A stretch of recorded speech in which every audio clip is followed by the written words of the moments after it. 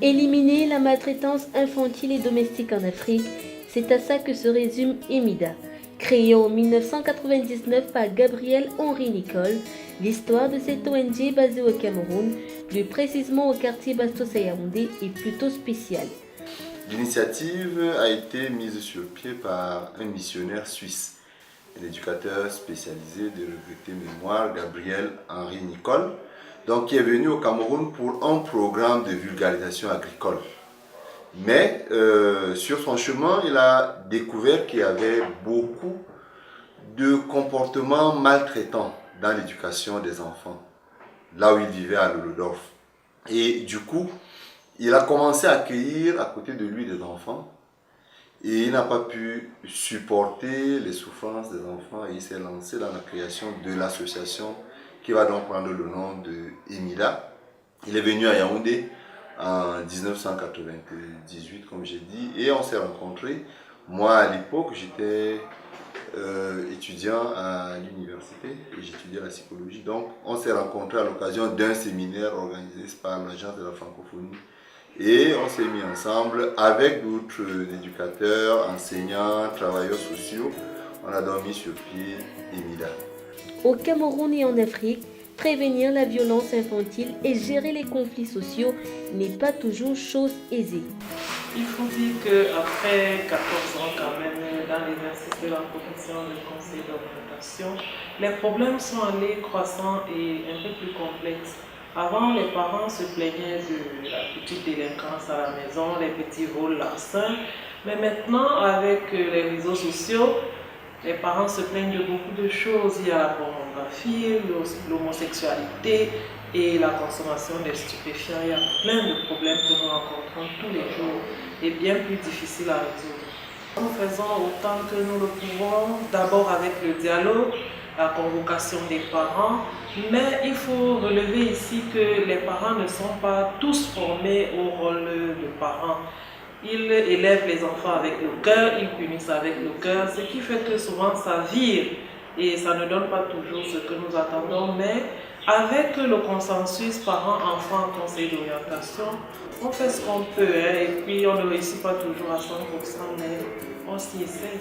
Alors donc on a commencé les formations expérimentales en 2000 avec ce qu'on avait appelé à l'époque un module expérimental qui nous a permis de concevoir d'abord ce manuel à l'occasion de plusieurs ateliers. Le manuel qui est en réalité un recueil de comportements relationnels entre un enfant et ses parents.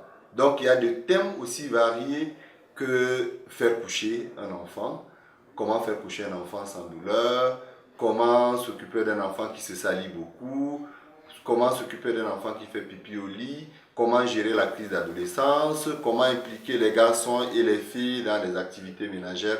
Parce que vous savez, en Afrique, on a tendance à confier, à sexuer les tâches dans les ménages. Or, nous sommes naturellement dans la perspective de promotion du genre. Donc, il faut éduquer, on pense que c'est à la base qu'il faut commencer. Il faut éduquer les filles et les garçons de façon équitable et juste.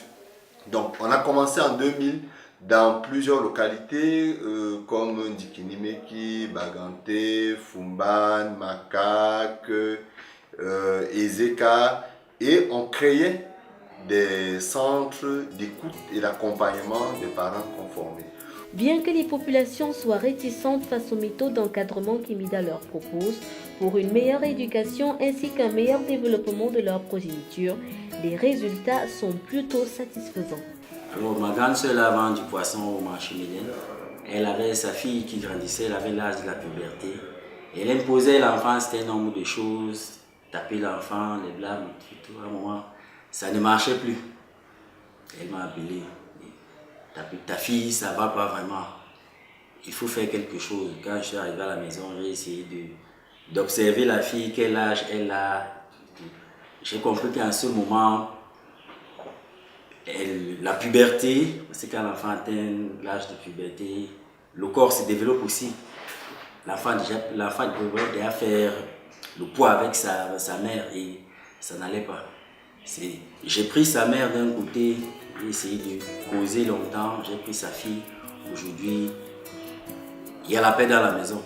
Aujourd'hui, nous sommes à plus de 12 000 parents formés qui ont suivi cette formation à la prévention de la maltraitance infantile.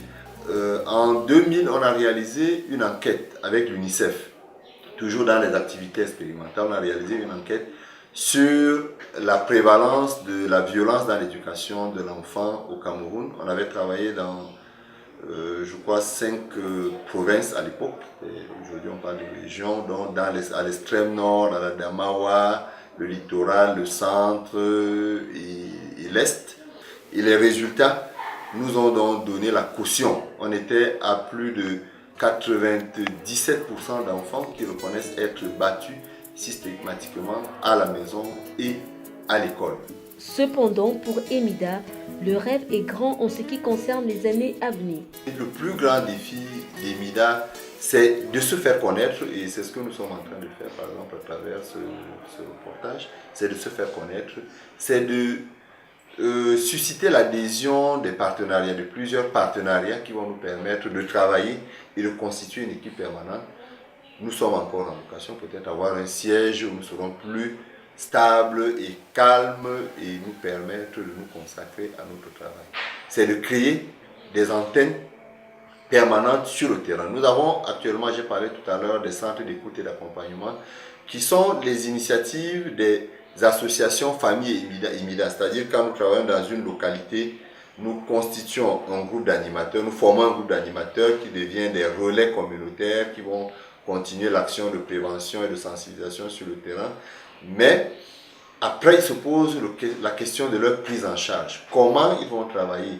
Travailler bénévolement, c'est bien, mais quand on a des contraintes familiales, quand on est marié, quand on a faim, quand on n'a pas de ressources, il faut qu'ils soient pris en charge. Ce que nous essayons de faire, c'est de créer parfois des activités génératrices de revenus, comme des pressoirs, comme des poulaillers, comme la location des couverts, des chaises, c'est ce qu'on a fait dans certaines localités. Mais parfois, ça ne permet pas de travailler de façon durable. Et les centres d'écoute que nous créons ne sont pas souvent la propriété des MIDA. C'est des bâtiments d'emprunt, généralement c'est à côté d'un établissement, c'est à côté de la chefferie. Donc si on peut créer des centres d'écoute des MIDA, construire, on a déjà un modèle d'implantation de ces centres dans les localités. Si on peut les construire, ils ne coûtent pas plus de 5 millions de francs CFA. Donc si on peut les construire et